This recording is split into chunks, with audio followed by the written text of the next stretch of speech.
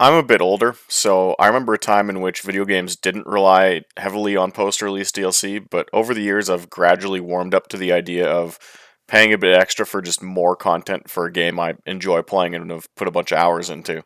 With that said, it's still possible for developers to just royally fuck up their post-release content plan by either releasing stuff that's overpriced or just not what players of their game want.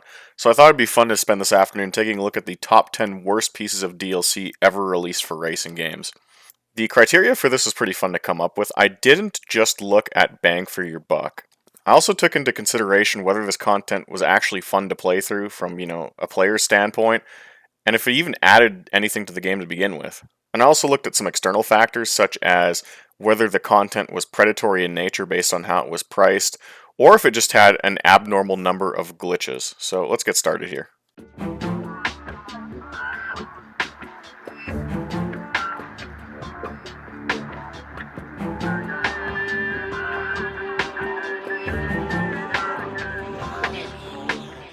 So coming in at number 10 is the GTR King of Ovals track pack. This was a free track pack you could download off the official Simbin website, and it had kind of knockoff versions of Bristol, Daytona, and I want to say Texas for GTR. Obviously, with GTR being a sports car racing sim, nobody was asking for this, and with the AI being configured primarily for road racing, it really wasn't all that fun to drive against the AI, so it ended up being this relatively useless piece of add-on content that no one played.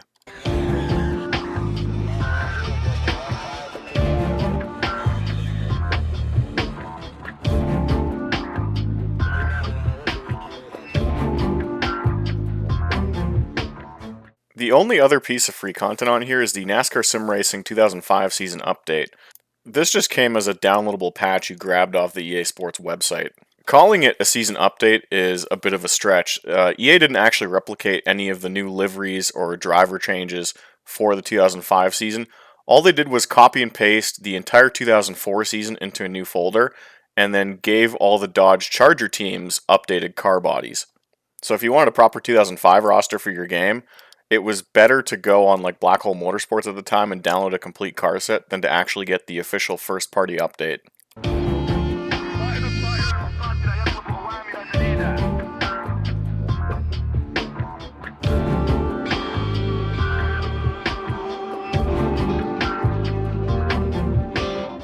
The lone piece of DLC released for Dirt 4 was literally just a single car. One of Dirt 4's biggest problems is the lack of content. This isn't really Codemasters' fault because a rival developer had the exclusive WRC license, so there's cars that Codemasters just wasn't allowed to put in their game. But it leads to a problem where the highest class of cars you can drive on point-to-point rally stages, the R5 class, only has 3 cars to select from by default, and the fourth is an additional piece of DLC that just should have been in the game by default. I actually got a lot of mileage out of this purchase because I believe the Hyundai is the best looking of the R5 class cars, but I shouldn't have had to pay extra for it. It just seems weird.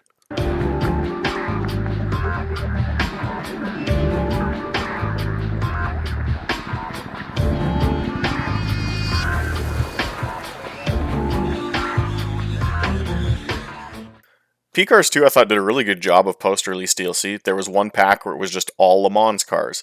There was another pack with like all Ferrari cars. There was a pack with a ton of Porsche cars. The lone exception to what was a really good post-release DLC lineup was the Fun Pack. The pack featured almost exclusively drifting and rallycross cars. At this point in time in the sim racing landscape, it had already been established that if you wanted to play a drifting sim, you played Assetto Corsa, and if you wanted a rallycross game of any sort, you played one of the dirt games. So I didn't quite understand who this pack was particularly for. It also featured Von Gittin Jr.'s Ford Bronco that he had built for King of the Hammers, but there was really no place to actually drive this truck in its intended environment, so people just didn't even turn a laugh in it.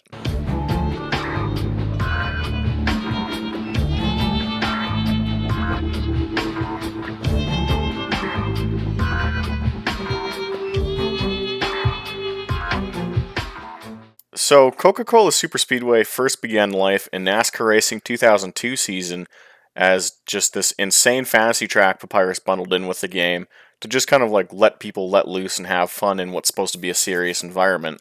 Not only do you now have to pay for this track separately, But iRacing constantly put this track on official schedules, meaning you have to race this track in ranked rooms. iRacing essentially set their users up for failure, as so much of the game is designed around grinding for safety rating, grinding for ELO rank, and chasing championship points, and now their players have to do so on a track that was intentionally designed to breed chaos and be as ridiculous as possible. This is just bad game design.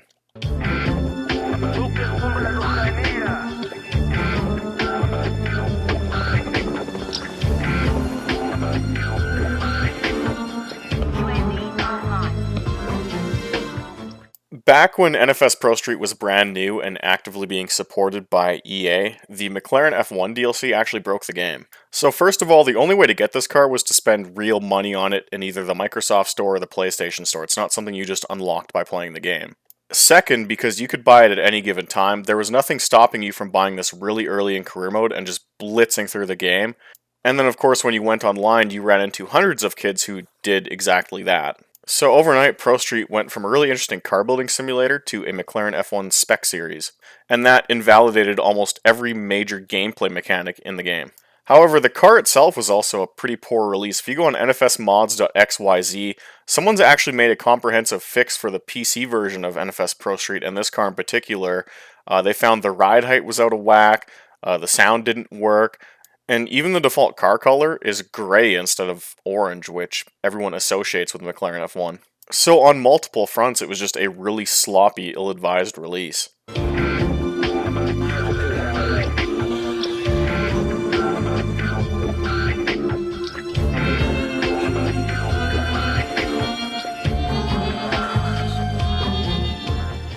The first DLC pack for Shift 2 Unleashed was actually pretty well received. It was, if you guys don't remember, it was the Legends pack that included a bunch of historic tracks and a bunch of historic cars that kind of turned the game into a modern reboot of GT Legends.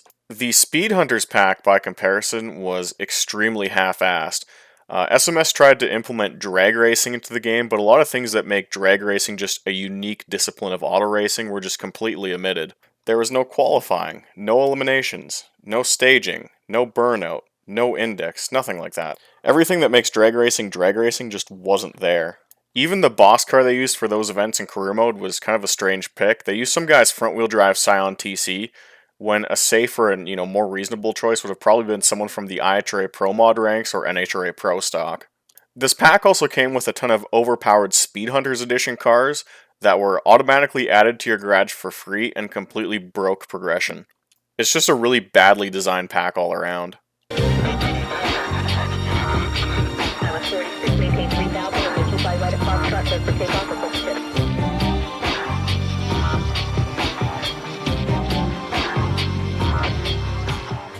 I bought the Super Duper edition of Dirt 5, hoping that their post-release content plan would whip the game into something captivating in about a year's time, but that never came to fruition.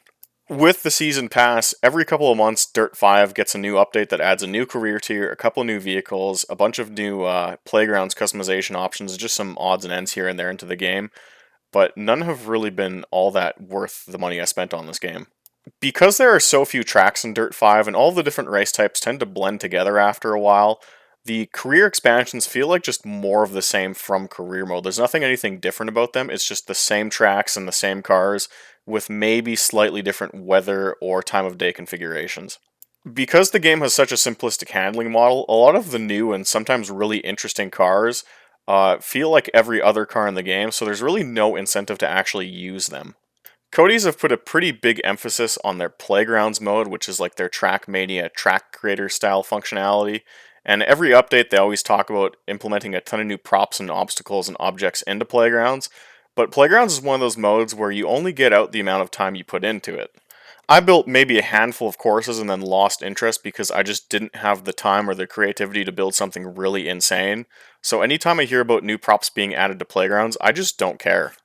Also, with how few people are actively playing Dirt 5, if you go on Playgrounds strictly to drive other people's tracks with the new props or objects, there's just not a lot to pick from, and they all kind of end up feeling the exact same. It's just not been very good bang for my buck.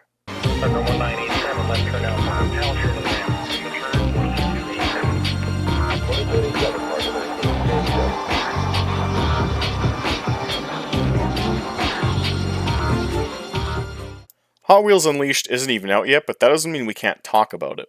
Based on their Steam store page, there are a ton of different ways to spend extra money on this game, and none of them really seem worth it. Add-on car packs will have just 2 cars in each pack. This is absolutely terrible value. The collector's edition of the game retails for $110 Canadian, but it doesn't actually include everything.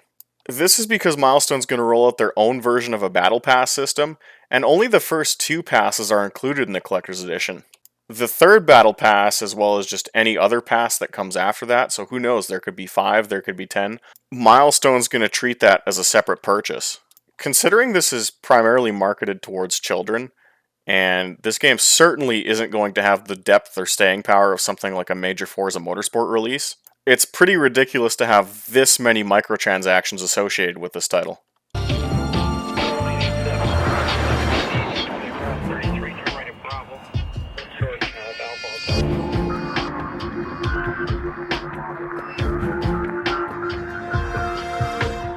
So what you get in the Fast and Furious Crossroads Season Pass as well as the Launch Pack are just a ton of different cars and customization options for the online portion of the game.